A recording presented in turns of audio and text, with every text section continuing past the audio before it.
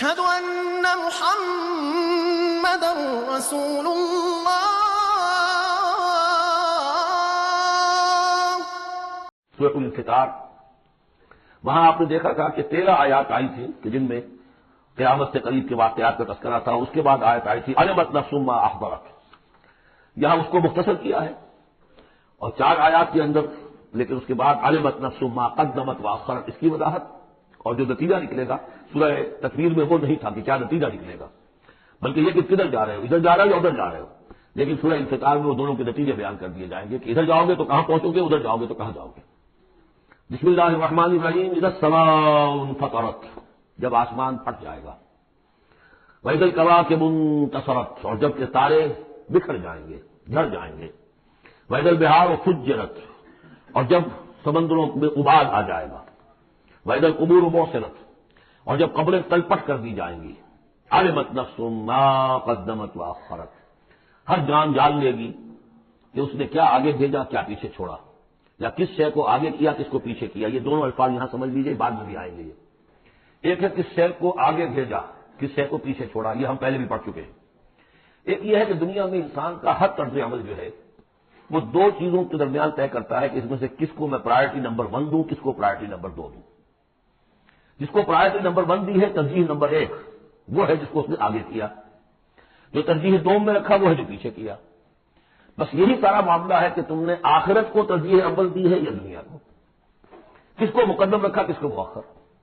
ایک راستہ یہ ہے کہ میرا مطلوب تو ہے آخرت، دنیا جتنی مل جائے نہ ملے تو بھی کوئی بات نہیں. ایک یہ ہے طرز عمل کہ میرا اصل مقصود ہے دنیا، آخرت کچھ مل جائے تو بونس ہے، کسی کی سفارش سے مل جائے، کسی کے اور ہیرے بہانے سے مل جائے، لیکن مقصود میرا دنیا ہے. تو بما قدمت واخرت، کیا آگے کیا کیا پیچھے کیا، یا کیا آگے بھیجا کیا پیچھے چھوڑا. یا ایھا الانسان ما غرک بربک الکریم، اے انسان تجھے کس شخص نے دھوکے میں مبتلا کر دیا ہے اپنے رب کریم پر.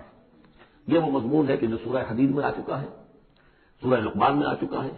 ولا یغرنکم باللہ الغرور، کہ یہ جو شیطان ہے یہ وسوسہ بھی پڑھاتا ہے. اس کی جو چالیں ہیں ہر ایک کے لیے ایک جیسی نہیں ہے. کسی کو یہ ہے کہ کسی فرض سے روکنے کے لیے نفل میں لگا دے گا، تم نفل کاموں میں لگے رہو، اونچی عبادت ہے، تقرب الی اللہ حاصل ہو جائے گا. فرائض سے کنارہ کشی ہو جائے گی. کہاں یہ اقامت دین اور کہاں یہ فرائض دینی چھوڑو، آپ تو بس ذکر کیا کرو اور تہجد پڑھا کرو، رات کو جاگا کرو، بس یہ ہے اصل نیکی. تو فرض سے غافل کر کے اگر نوافل میں لگایا بیڑا غرق کر دیا. تو اسی طریقے سے یہ اس کی ایک چال ہے. اللہ تو بڑا غفور ہے، بڑا رحیم ہے، یہ کیا چھوٹی چھوٹی باتوں پر وہ پکڑے گا. ہاں بات میں خیال ہے وہ اتنا کوئی خوردہ گیر نہیں ہے. اللہ بڑا غفور ہے، کریم ہے، رحیم ہے. اب اس سے وہ جری کرتا تھا کہ جرت بڑھتی جا رہی ہے اسی پر کہ اللہ کی شان غفاری پر دھوکہ کھا رہا ہے. یا ایھا الانسان ما غرک بربک الکریم، کس چیز نے تجھے دھوکے میں ڈال دیا ہے اپنے رب کریم کے بارے میں. الذی خلقک فسواک فعدلک، جس نے تمہیں تخلیق کیا، پھر تمہارا تسویہ کیا، پھر تمہارے اندر اعتدال پیدا کیا، برابر کیا. عدلک، تمہارے قواعد جسمانی، قواعد نفسیاتی، ان سب میں ایک اعتدال پیدا کیا ہے. یہ عدل جو ہے یہ گویا کہ اس تخلیق کے اندر بھی مضمر ہے، انہیرنٹ ہے. اور اللہ تعالیٰ بھی عدل کرے گا تاکہ جو بھی گناہ گار ہیں ان کو سزا دی جائے اور جو نیکوکار ہیں ان کو جزا دی جائے. یہ اس کا تقاضا ہے. لیکن تم در حقیقت اس کی شان غفاری کو ایمفیسائز کر کے اس پر زیادہ اس پر زور ڈال کر تم انکار کر رہے ہو. فی ای صورت ما شاء رکب، پھر جس شکل میں اس نے چاہا ہے تمہیں ترکیب دے دیا، جوڑ دے دیا. کلا بل تکذبون بالدین، تم جزا و سزا کا انکار کر رہے ہو. در حقیقت اللہ کی شان غفاری کے قصیدے نہیں پڑھ رہے ہو، بلکہ شان غفاری کے قصیدے پڑھنے کا مطلب کیا ہے کہ تم در حقیقت جزا و سزا کا انکار کرنا چاہتے ہو. اس یہاں سے کبھی ہم نے کنارہ نہ کیا لیکن تیری رحمت نے گوارا نہ کیا. ہم نے تو جہنم کی بہت کی تدبیر، اس کے بعد آتا ہے لیکن تیری رحمت نے گوارا نہ کیا. اس یہاں سے کبھی ہم نے کنارہ نہ کیا پر تو نے دل آزردہ ہمارا نہ کیا. ہم نے تو جہنم کی بہت کی تدبیر لیکن تیری رحمت نے گوارا نہ کیا. یہ بالکل وہی فلسفہ ہے. جہنم کی تدبیر کر رہے ہو تو اس کے عمل کا تقاضا ہے کہ جہنم میں پہنچائے تمہیں. یہ دھوکہ دے رہے ہو اپنے آپ کو، اس کے جزا و سزا اس کے عمل کا انکار کر رہے ہو. یہ ہے اصل میں صورتحال کی جو سمجھ لینے کی ضرورت ہے کہ اس نے تمہیں بنایا، اس کا تسلیہ کیا، اس میں عدل پیدا کیا، توازن پیدا کیا، پھر تمہیں جس طرح چاہا جوڑ دیا. کسی کی ناک بڑی بنا دی، کسی کی آنکھیں بڑی بڑی بنا دی، جو چاہا اس نے کیا. آپ نے اپنے فیچر خود تو چوز نہیں کیے ہیں کہ اپنی مرضی کے مطابق بنا دیے نہیں، آپ کی مرضی کے مطابق. ہاں حضرت حسان ابن ثابت نے کہا ہے حضور کے بارے میں کہ کانک خلقت کما تشاء، اے نبی ایسے معلوم ہوتا ہے کہ آپ کو تو پیدا کیا گیا جیسا کہ آپ نے چاہا.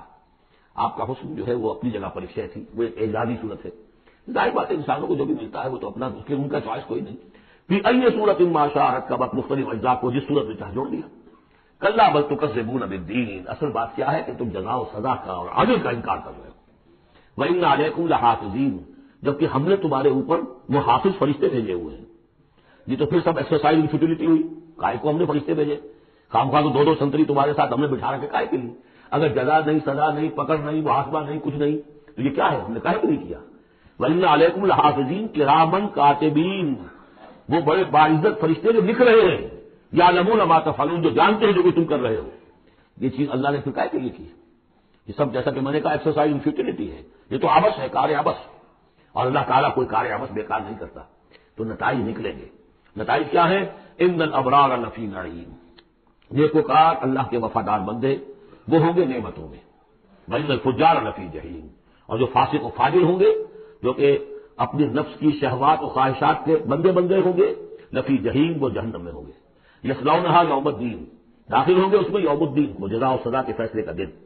وما هم عنھا بغائبین, پھر وہ وہاں سے کہیں جا نہیں سکیں گے, غائب نہیں ہو سکیں گے. وہاں سے نکلنے کا کوئی سوال نہیں, وہاں سے بھاگ جانے کی کوئی جگہ نہیں. وما ادراک ما یوم الدین, اور تمہیں کچھ پتا ہے, کسی نے کچھ بتایا ہے یوم الدین کیا ہے؟ ثم ما ادراک ما یوم الدین, پھر تمہیں کچھ اندازہ ہوا ہے تو یوم الدین کیا ہے؟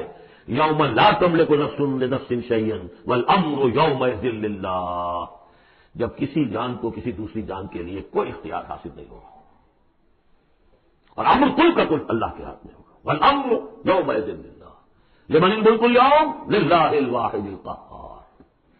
واتقوا یوما لا تجزی نفس عن نفس شیئا ولا يقبل منها شفاعة ولا يؤخذ منها عدل ولا هم ينصرون. وہ دن جانتے ہو وہ دن. وما ادراک ما یوم الدین ثم ما ادراک ما یوم الدین یوم لا تملک نفس لنفس شیئا والامر یومئذ للہ. بارک اللہ لی ولکم فی القرآن العظیم ونفعنی وإیاکم بالآیات والذکر الحکیم.